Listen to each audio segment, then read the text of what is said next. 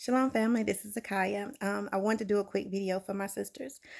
First, I want to give honor to my father, who's first. The Ruach, his son Yehoshua, and the Ruach Hakodesh. I'm sorry, it's really late. But I want to do a video for my sisters to give y'all little tidbits on how we need to proceed with our kings.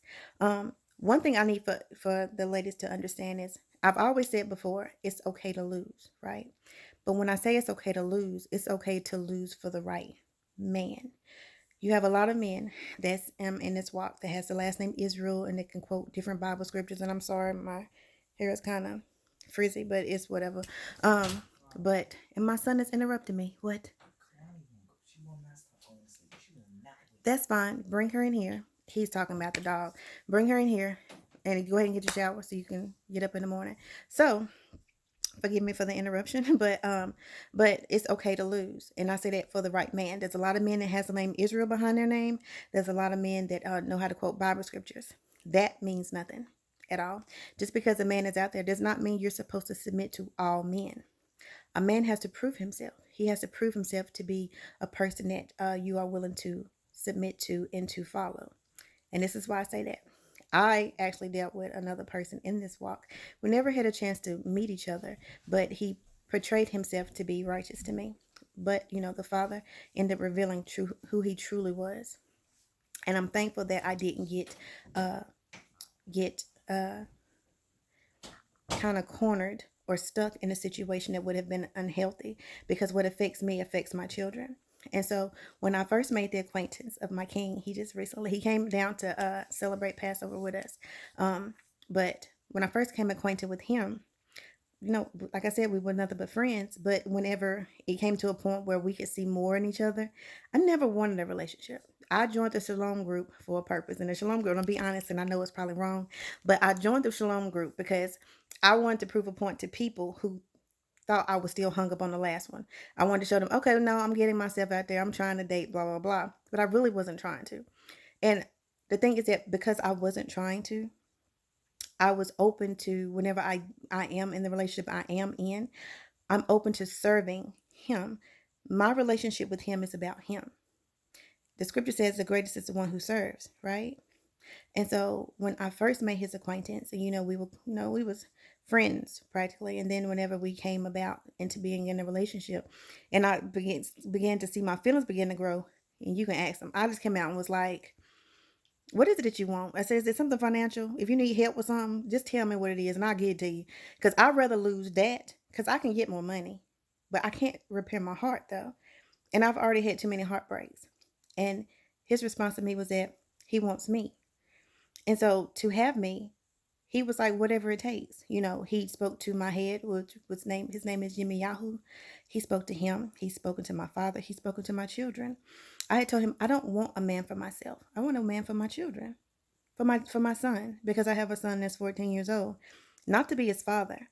And that's another thing. When it comes to our children, they have a voice too. They have feelings too. So when you make choices, it's not only choices for you, it's for choices for your children. We have to be very mindful of that, sisters. But I don't want to get into that. I want to stay on the thing of how we are to be to our husbands. Even though I had been scarred, even though I had been hurt, I still didn't allow that to change or alter who I was. I've seen where different people will say, um, more or less like, I don't want to say a woman will only submit if it's to a righteous man. That's not true, because we've been submissive to men who was not righteous, who used and abused us. We played the fool for many people, if we want to be honest. I was submissive to people that I had no business being submissive to because they wasn't righteous, but it's because of who I was. Just because they were who they were did not change who I needed to be. And I'm going to give you an example. Like my daughter. Me and my daughter talk about my past when I was married. And I explained to her the reason why I stayed in that situation as long as I did was because I took vows to the Father. And every day I stayed in that marriage was me sticking to my vow to the Father. Now, see, this is what we have to understand about when it comes to covenants. When you go into a covenant with your husband, I'm sorry, and I'm hoping I'm not teaching, but when you go into a covenant, a lot of men think that the only people that can break that covenant is the woman. When you go into that covenant, because remember, we broke the covenant to the Father, right? We were supposed to do this, that, and a third, and if we did those things, we would be blessed upon blessings. But if we didn't, we would be cursed. So we broke the covenant with him.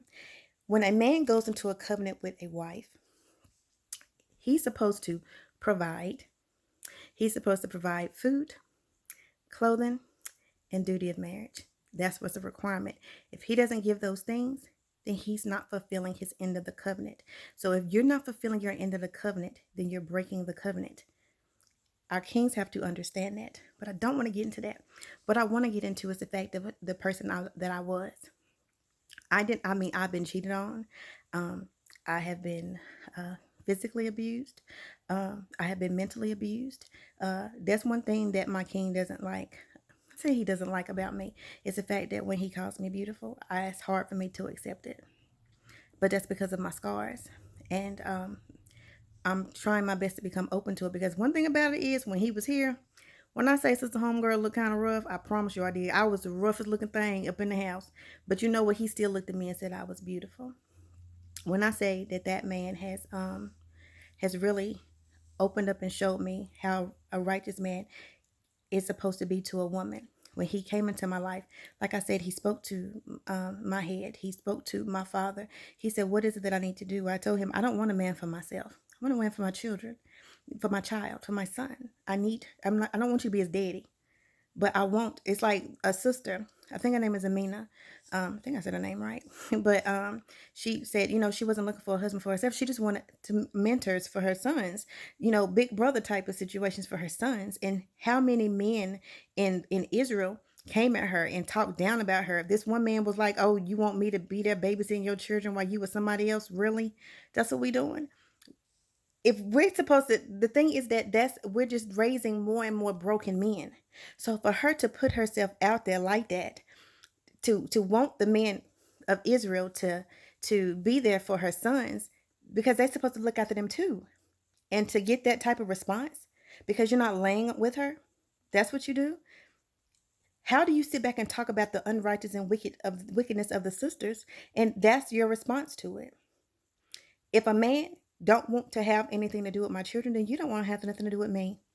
It's just that simple. And that's one thing that when my king came into the equation, he made sure that he was going to love all of it. If you can't love me without loving them, you can't fulfill the scripture if you can't do that. The scriptures in Ecclesiasticus says what? It's better to be a father to the child, to the son, than a husband to the mother, because he will love you more than the mother do. That's what scripture say, and that makes you a son of the Father, son of the Most High. So that's a requirement. Don't ever settle for anything less. I didn't. And because of that, the Father gave me the more. And he did. And with the king that I have now, when I say he's beautiful, he is. He's so beautiful to the point where, I'm going to tell you, I'm a caterer. I cater to my man. I do. I love on him. I spoil him. When I say I do, I do. I spoil my children too. My dog's spoiled. She got a playpen, chew toys. She got dried chicken. I mean, it is what it is. It's how the Father made me, because I love hard. And I was not going to tap into that for anybody. But not getting into that. So while he was here, the Rock kept putting it on me. And we were sitting there watching the movie, and I kept looking down at his feet. Kept looking at his feet because I had seen something where it talked about bowing down in front of your husband and showing him obeisance and worship. Not worship like the Father, though. Not saying that. But just showing him that he has that authority. And the things that he's shown me, anytime I've had any type of concerns, he listened. You have a lot of kings that won't listen. But I was kept looking down at his feet, and I was like, And I was like, I'm going to work on your feet. So what I did was, I didn't have all the stuff that I needed that night. So what I did was, I put the little thing. I'm sorry, I'm having difficulties with this thing tonight, but it's going to be okay. And I worked on his feet. And then I didn't have all the stuff I needed. So what I do? Went to the store the next day, got the rest of the stuff I needed, and I worked on his feet. I washed his feet because that's a great thing that we can do. I listen to, and one thing I want to say to both the men and the women, it's good to listen to the scars of whomever it is that you've been with. And the reason why I say that is because in the midst of that, you can hear and understand what you need to be for that person. You have so many people that say, well, I'm not a romantic person. It doesn't take much at all to be a romantic person. And I'm going to give you an example. Like with my king, he likes ginger ale. So what I do? When I went to the store, I bought him ginger ale. Brought it home. Here you go. You know, um, it really doesn't take much. Picking a flower. You know, uh, one of my love language is acts of service. So, but what I'm trying to explain to the sisters is that it's okay to lose for that right person. It's okay. It's okay. If you believe and you have faith in the Father, then you know that it's going to be okay. He's only going to allow so much to happen. And I'm not saying being a fool for nobody. That man needs to prove to you that he is worthy. But if he proves to you that he is worthy, you give him his rights. You give him that. That's what you must do. If you have children, that man should, like I explained to my king, allow me to fall in love with you when I'm not looking. Because as I see you interact with him, if you can love what come out of me, what? Especially what come out of me that you ain't put there. That part. So I hope I was able to get into a lot of stuff I wanted to get into. Again, kings, and also sisters, there has to be patience there. There's in love is patience. I think that's one of the fruits of the spirit, patience. You have to have patience because each one of us has been scarred by past relationships. So it's all about what that person is willing is worth for you, if that makes sense. Like Jacob. Jacob saw Rachel as being worthy to work for. He saw something there.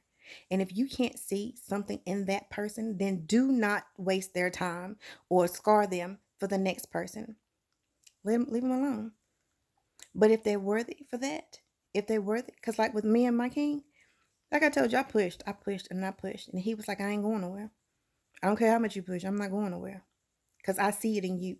I see a future in you. And we're going to get past it. And I used to think, dang, gummy, shoot, that ain't work. Let me figure out something else I got to do. But eventually I was like, you know what? I will submit to you. And I did. And when I got down on the floor, I wanted him to look down upon me and see me in that humble position so he can understand what he was in my life. The authority I was giving him over top of me. Because he deserves it. And to be honest with you, it wasn't even as much as I could have. I mean, I can't even fathom the thought of the things I would love to be able to give this man. But, we have a lifetime to be able to do so. So I pray that this video was touching. And I pray that it actually answered a lot of maybe some different things as far as with the sisters, as far as what to look for. If that man wants you, then he needs to prove himself to be worthy to you to submit to. But you don't, when going into the relationship or him trying to court you or prove you to be worthy of courting, stop being so hard. Stop. He ain't the last one. He ain't the two before that. He's not the one that got on your post and cussed you out. He ain't none of those things. Give him a chance to prove himself. Don't be a fool. I'm not telling you to do that. Don't be a fool. But give him a chance to prove himself. Give him a chance to prove that he wasn't the right one. But be soft. Be something different. There's nothing wrong with that. So I pray that, this was able to help my sisters. If it is, please leave me a note at the bottom. But I got to call my king so he can pray with me before I go to sleep. And another big thing before I end this was that before he left, the one thing I felt that was so huge was like he was like, okay, he wanted me to pray for him before he left. When your husband knows that you're a woman that can get a prayer through, do you hear me what I said? That's what I'm talking about. And I did, and I prayed for him, and I will continue to pray for him. So, again, stop being so hard. That's it. So I can get on my other call. I pray that your night is blessed, and I shall talk to you soon. Shalom.